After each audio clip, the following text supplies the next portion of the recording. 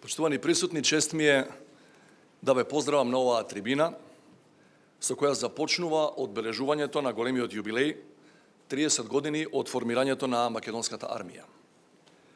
Честа за мене е дотолку поголема, бидејќи се обраќам пред ветерани на македонската одбрана, пред офицери и поранешни министри, на кои им била доверена највисоката задача која некој може да ја има во една држава, а тоа е одбраната на својата земја.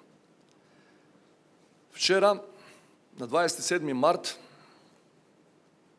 се навршија точно 30 години од денот кога последниот војник на тогашната ЈНА ја напушти Република Македонија. Тоа значеше дека суверената и независна македонска држава со својата ново формирана армија ја презеде контролата на целата своја територија, што е основен белег на секоја суверена држава. На овој важен момент му претходеа клучни процеси и настани со стратешко значење. Ке споменам само неколку. Падот на Берлинскиот зид, кој го означи крајот на студената војна и крвавиот распад на Југославија, во виталот на војните од кои со многу умешност на тогашното државно раководство и со помош на нашите стратешки пријатели успеавме да се извлечеме. Потоа референдумот за независност на 8 септември, првиот устав од ноември 1991-та и конечно усвојувањето на првиот закон за одбрана во февруари 1992 година. Во тие бурни времења, кога на просторот на поранешната Југословенска федерација, без неја вооружени конфликти со гранатирани градови, илјадници, цивилни жртви и стотици илјади бегалци, ние се соочувавме со економски ембарга и политички блокади за наше пошироко меѓународно етаблирање. Во такви сложени услови, тогашното државно раководство успеа навреме да го заокружи политичкото со военото и одбранбеното осамостојување. Пораката од тој чин беше јасна. Подготвени сме да ги браниме сувереноста, независноста и територијалниот интегритет. На самиот почеток препознавме дека наш витален интерес е интеграцијата во НАТО како најважен систем на колективна безбедност по распадот на биполарниот свет, но во исто време и заедница на демократии кои веруваат во ист систем на вредности. Исклучително е значајно што зад оваа стратешка цел застана огромното мнозинство од граѓаните и сите релевантни политички фактори. Почитувани, армијата во изминатите 30 години целосно се трансформираше. Започнавме скромно, но со огромна волја, втемелена врз слободарските традиции на илинденците и на партизаните во антифашистичката борба.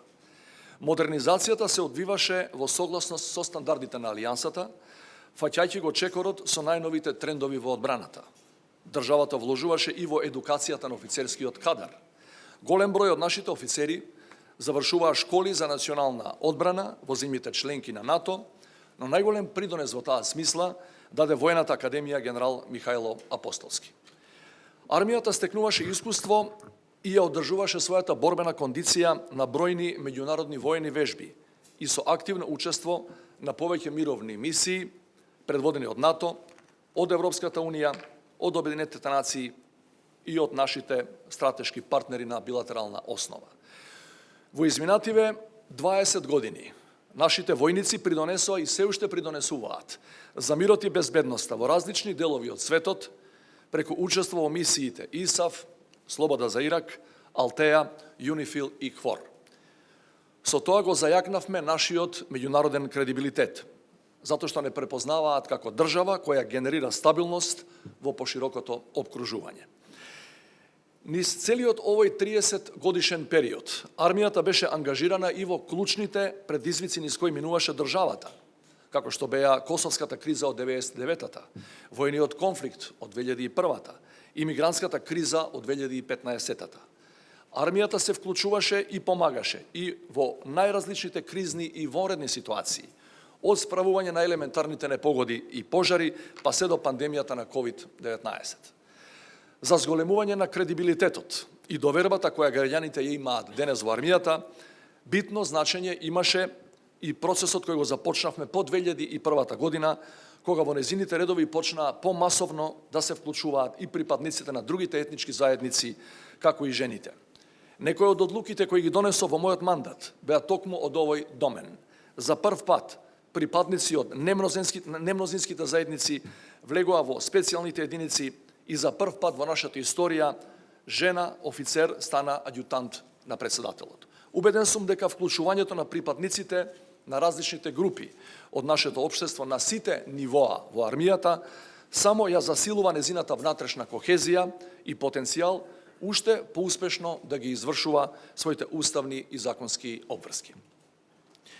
Ценети присутни, за жал како и пред 30 на години, Европа и светот повторно влегува во период на голема неизвестност. По пандемијата, која немаше само здравствени, туку и економски и социјални последици, со руската агресија врз Украина, безбедносната стана истовремено и бегалска, и хуманитарна, и енергетска криза.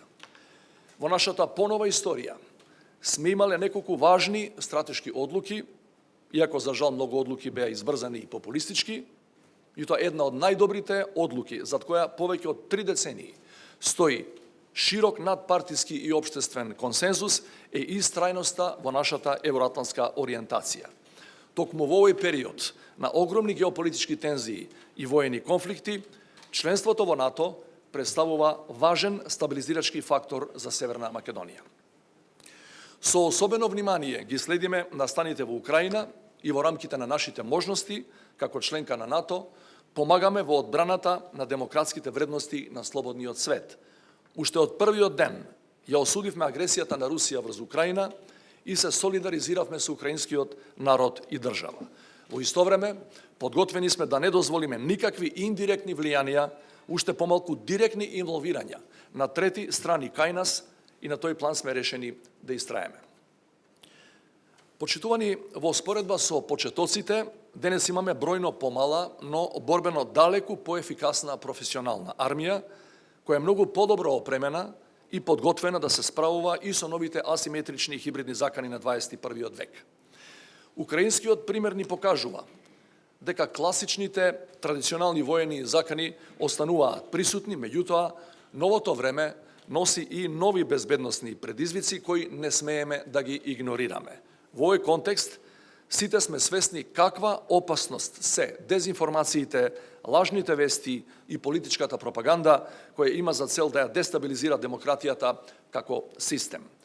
За да бидеме спремни за соочување и со традиционалните и со новите закани, ќе продолжиме да инвестираме во одбраната за да го постигнеме прагот за издвојување на 2% од БНП во согласност со стандардите на НАТО. Ќе продолжиме со реформите во одбраната, со модернизација и опремување и со јакнење на нашиот безбедносен систем во целина, особено контра хибридните и сајбер закани и борбата со лажните вести и дезинформации. Исто така, ќе продолжиме и да придонесуваме кон колективната безбедност и одбрана со учество во мисии заедно со нашите сојузници. Почитувани присутни, во овие 30 години од незиното постоење, армијата оствари многу од зацртаните цели, но тоа беше можно само благодарение на луѓето кои ја создадоа, ја развива и ја донесува на ова респектибилно ниво на кое е денес. Затоа сакам тука пред вас да ја изразам мојата лична благодарност до сите нив. Чест ми е што некои од нив се денес присутни меѓу нас во оваа сала. На крајот дозволете да упатам една порака и до целокупната македонска јавност. Припадниците на армијата ќе продолжат со истата посветеност, како и досега, да ја исполнуваат својата уставна должност, да го штитат нашиот територијален интегритет и суверенитет, како предуслов за мирот, безбедноста и демократскиот развој на македонското мултиетничко општество. Во таа смисла, македонските граѓани може да бидат сосема спокојни. Благодарам.